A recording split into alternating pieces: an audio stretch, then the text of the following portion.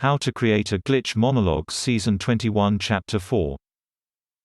This is Season 21 of How to Create a Glitch in the Matrix Monologues Episode 4. In this episode, we will be incorporating Season 15 Chapter 3 and Chapter 1, along with our discussion of S-waves and P-waves and the enteric nervous system to our discussion of the structure of retrocausal thoughts.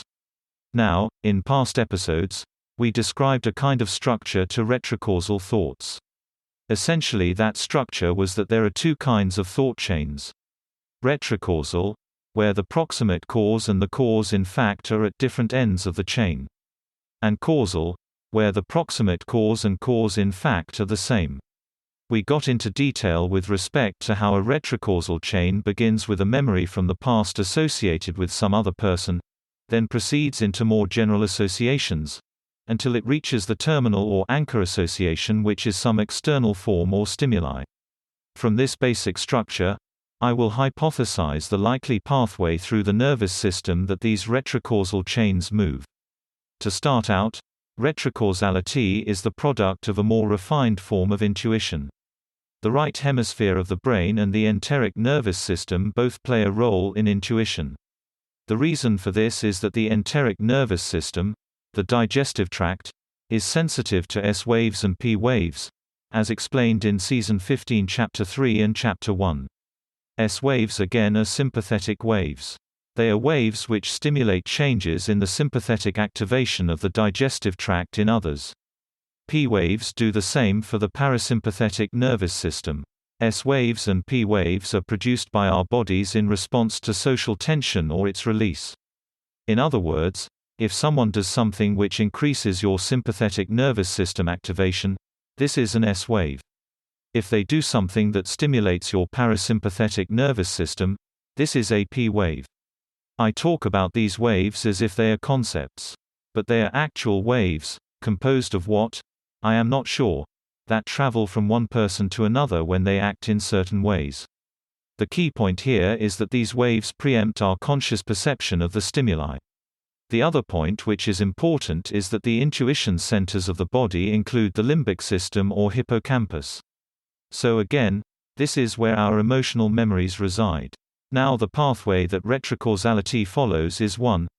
The enteric nervous system receives P-waves or S-waves which alters its stimulation or inhibition. 2. The enteric nervous system registers this information with the hippocampus, which transmits it to the limbic association area. The limbic association area sends the information to the anterior association area where it is conceptualized through association. But wait, we're missing something here. How does this explain retrocausality? Well, I've discovered the following. By training the mind to conceptualize every intuitively correct signal received from the enteric nervous system in the anterior association area, one is building an interface for these types of thoughts. So let me give you an example. Your wife is ordering takeout. But it's a surprise. She doesn't tell you what she is ordering. Your intuition, through the process above, thinks it's pizza. A equals pizza internally. You come to this conclusion based upon a myriad of factors, information, associations, building a complex model of the world around you. Now, the food arrives.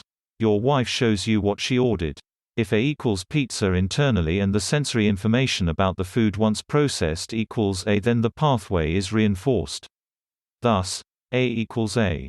Now the next time she orders food, your brain already has this complex model inside of it, which looks for common features with the past context. Likewise, this time there is new information from the enteric nervous system which provides further confirmation of the model. Again, A equals A.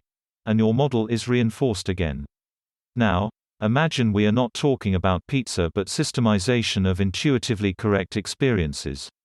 Imagine if you could build a theory which reinforces the intuitive pathways which interpret P-waves and S-waves reaching the enteric nervous system.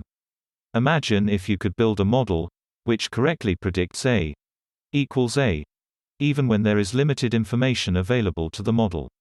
Let's go back to our example of the Ground Zero bumper sticker.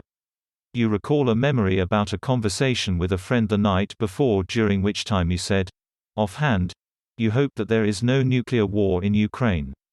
This is preserved, symbolically represented as A, in your brain. In fact, there are connections between the model in the anterior association area and this memory in the brain.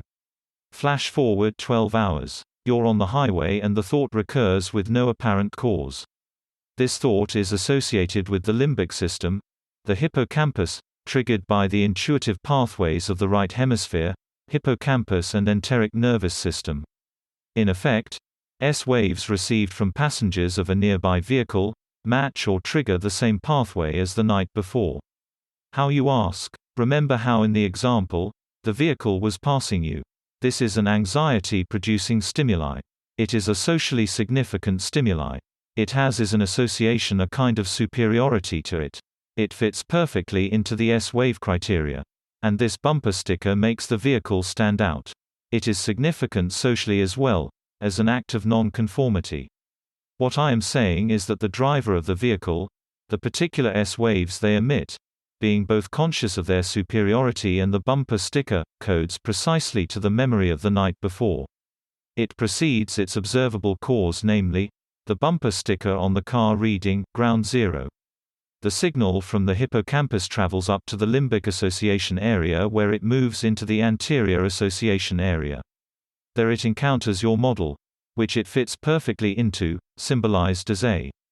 Now, your model recognizes this stimuli immediately and begins to form associations with it, preceding the particular stimuli, the bumper sticker, such that when it passes, it terminates, rather than originates the chain of thoughts. Thus, P waves and S waves are not physically observable phenomenon, necessarily. They are properties of communicative behavior passing through the context as waves of sound, vibration and light. That's the end of the podcast for today. If you enjoyed it, please like, comment and subscribe.